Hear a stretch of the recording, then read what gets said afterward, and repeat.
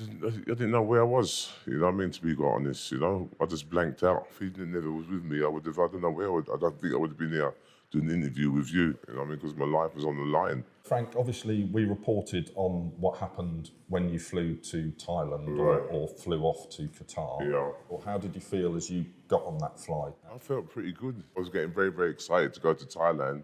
Paul is my PA guy that looks after me and does a lot of bits and pieces around the house. And we went up, packed our bags in to get someone to take our bags. And after that, we went out to stairs to get something to eat. Then we got called to go on the plane and went on the plane, had something to eat, walked up and down the aisle. I wanted to get, I was a little bit stiff and here and there, went to the toilet, come back.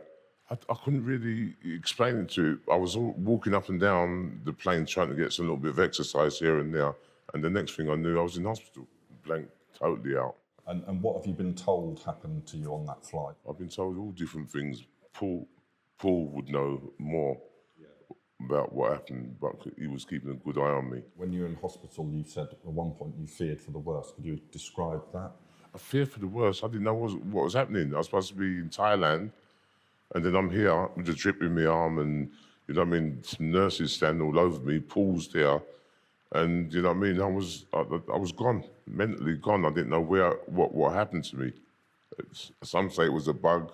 Some say I don't know what they were saying. They said that it's a bug what you had, and they had to put me through a drip and staying in bed, but I couldn't stay in bed because I had a lot of energy. So I was walking up and down, and they were me, telling me off and whatever, you know. But that was the people that was looking after me. Well, the doctors here have given you a clean bill of health now. Yeah, definitely clean bill of health. Yeah. What have they said to you about the future? You can't. A bug is a bug. You can go anywhere. You know what I mean. You can come into a place like this, and one of the kids may have a bug, and it's passing it on to all different people. You know what I mean. So a bug is a bug. Some have bugs where they don't recover. They're still in the hospital with a bug. You know. And what did Paul say to you when you sort of woke up in the hospital in Doha? He laughed at me, to be quite honest. You know what I mean, because he said that you're a character. And what were your first recollections of waking up? I didn't know where I was, you know what I mean, to be quite honest, you know. I just blanked out. And how did you feel in yourself? Were you worried? I was very worried because I was supposed to be in Thailand, you know what I mean. That was the main place I was supposed to go for, and I was in hospital with a drip on my arm. And with regards to Thailand, obviously you were meant to do 4 appearances. Yeah. How did you feel about having to miss them? I felt bad because there's a lot of British over in Thailand, and there's a lot of people was involved, you know what I mean, to come to see the show, you know what I mean. I felt gutted in a way, but I had to worry about my health. My health weren't too good at that time. In terms of Thailand as well, you've got a big following over there, haven't you? Yeah. I've been to Thailand before, you know what I mean. Pretty good people out there, have a laugh. How did you feel? You obviously had to stay in hospital for a couple of weeks. Yeah, I felt pretty good, you know, but they wanted me to stay in bed, but I couldn't stay in bed. I had a lot of energy, and I was getting out, and they were saying, "Shut the go back to your bed," and whatever. But I just was walking around and trying to exercise because I had a lot of energy to, you know what I mean, get rid of.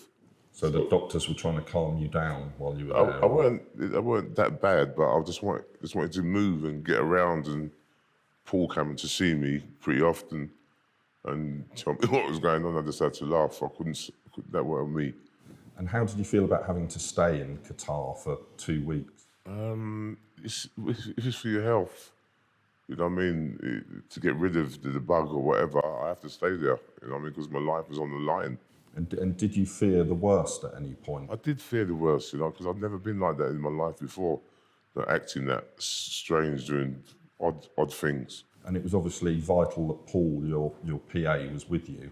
Very, very vital. If he never was with me, I don't know where I don't think I would have been here doing an interview with you, you know, because it was a very, very strange thing. I would love to know what really went on, because it was a blackout sort of thing, you know. And have you had any more clarity on that since you've come back to the UK? Not really. I'm just glad to be back.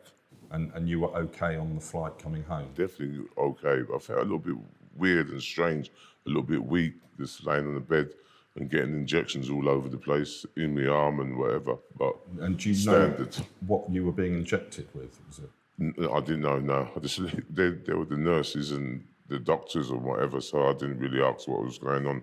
And when you got back to the UK, Yeah. you went into another hospital in In London, yeah, I stayed there for 2 weeks. I would rather have gone home, but you know what I mean. The doctors, you got to listen to them and listen to their advice or whatever. And I just listened to them, and I went to the hospital and recovered and felt very strong at the end.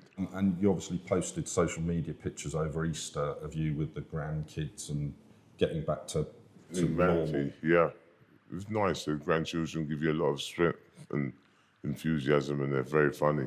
And how was Very your warm. Easter? Because you were at home by Easter. Yeah, I was at home by Easter. Yeah, Easter was very good. Got fat, Teletubby belly. It doesn't show, Frank. No, Don't worry. I can assure you. Too much chocolate Yeah, over Easter. yeah, definitely. And you'll obviously be out seeing fans. Do you have a message to your fans? I just am sorry that I couldn't get over to Thailand, and I pray and hope that I can get over there soon or whatever. But you know what I mean, the time and go with the flow. And we're here in your foundation. And tell us a bit about the Frank Bruno Foundation. Foundation is just to help people who are suffering from mental health or schizophrenia or all different things, and we cater for all different from A to Z, you know. And would you like to open more centres like this? I definitely would like to open more centres like this, because a lot of people are coming out and explaining and not tightening up, you know what I mean? And we're here not to, you know what I mean, talk bad against them, and come here to just get confidence and, you know what I mean, feel much more better. And now you've recovered from your ordeal flying out to Thailand. What does the future hold for Frank? I'm not too sure. This is ducking and diving, you know. I'm going to look after myself. I promise myself I'll look after myself a lot more better than I have been, and just do what I've got to do and be happy and chill out.